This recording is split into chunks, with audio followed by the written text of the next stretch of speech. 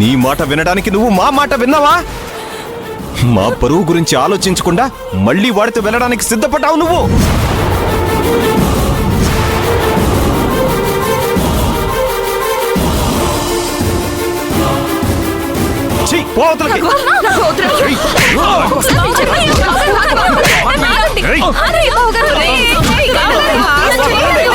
బావగారు ప్లీజ్ దయచేసి అతన్ని ఏమీ అనకండి.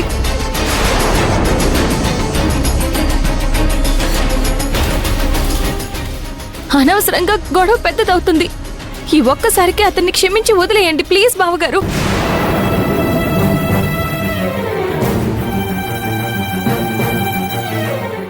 ఏంటి వీడిని క్షమించేది? మేమెంతో కష్టపడి అవతల చెడిపోయిన సంబంధాన్ని ఖాయం చేసుకుని వస్తూ ఉంటే వీడొచ్చి మళ్ళీ నా చెల్లెల్ని తీసుకుని వెళ్ళిపోవాలని చూస్తున్నాడు. ఇంకా వీడిని ఎలా క్షమించమంటావు? రారా.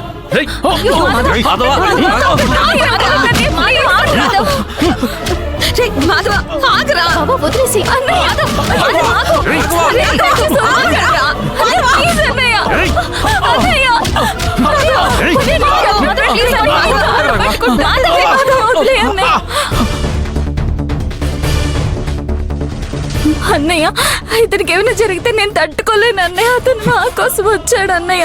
దయచేసి వదిలేయండి అన్నయ్య.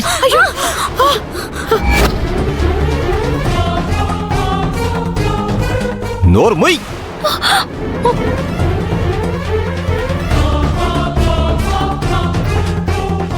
ఏంటమ్మా చూస్తున్నారు? లోపలికి తీసుకెళ్ళండి దీన్ని.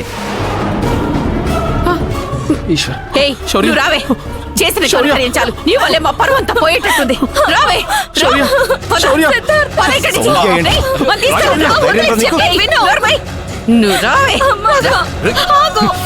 ఎంత ధైర్యం ఉంటే పట్ట పగలే మా ఇంటికి వచ్చి మా చెల్లిని తీసుకెళ్లాలని చూస్తావా?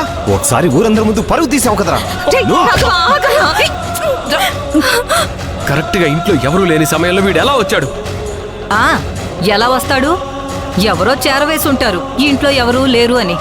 అది తెలిసి నేరుగా వచ్చి మన అమ్మాయిని తీసుకుని పోతున్నాడు.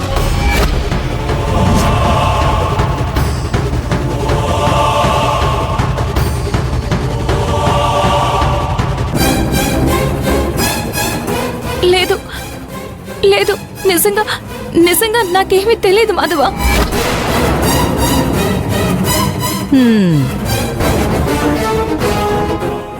రేయ్, ముందు వీడి సంగతి చూద్దాం.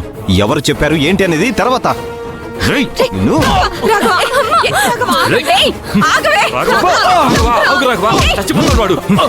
ఎవరు చెప్పారు? ఎవరు చెప్పారు? ప్లీజ్ నా మాట వినండి. మాధవ వద్దురా. చెప్తా చెప్పరా?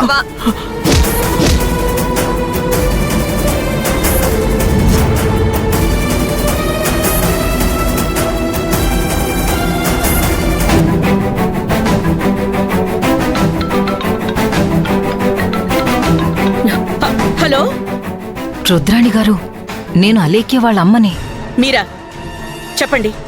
రుద్రాణి గారు, మీరు త్వరగా బయలుదేరి వచ్చేసేయండి. మీ అబ్బాయి ఇక్కడికొచ్చాడు పాపం.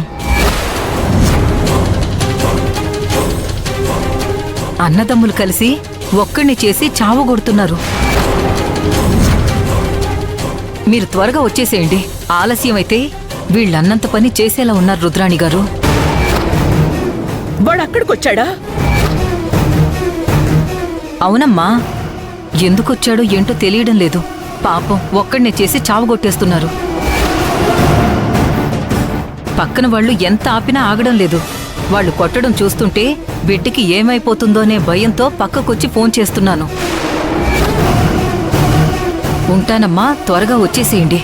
మీ బిడ్డని మీరే కాపాడుకోవాలమ్మా. వాళ్ళు కొట్టడం చూస్తుంటే మీ మీదున్న కక్ష అంతా ఆ పసిబిడ్డ మీదే చూపిస్తున్నట్టున్నారు. నా కొడుకు మీదే చేయి చేసుకునే స్థాయికి వచ్చారా వాళ్ళు? వాళ్ళొదలను, వాళ్ళని అసలు వదలను.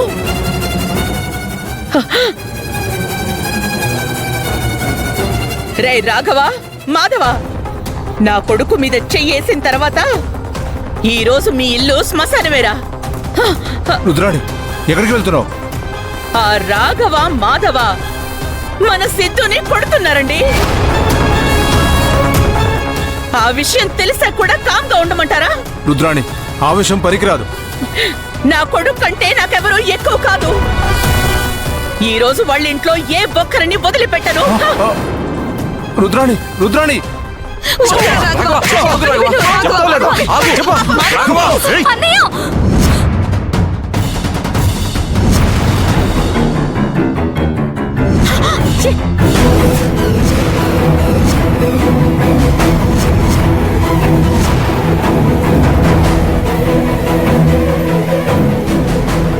సిద్ధార్థ్ మీద ఇంకొక్క దెబ్బ పడ్డా చచ్చిపోతాను.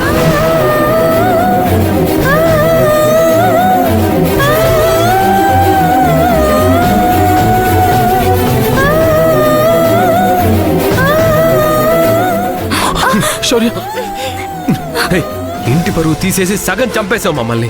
ఇంకా చస్తానని బెదిరిస్తున్నావా? ఇంత జరిగినా కూడా ఇంకా వీడితో వెళ్ళిపోవడానికి సిద్ధపడ్డావంటే ఇక నీ గురించి ఆలోచించాల్సిన అవసరం లేదు. నీ ఇష్టం వచ్చినట్టు చేసుకో. అన్నయ్య! అయ్యో! అన్నయ్య! చెప్పండి.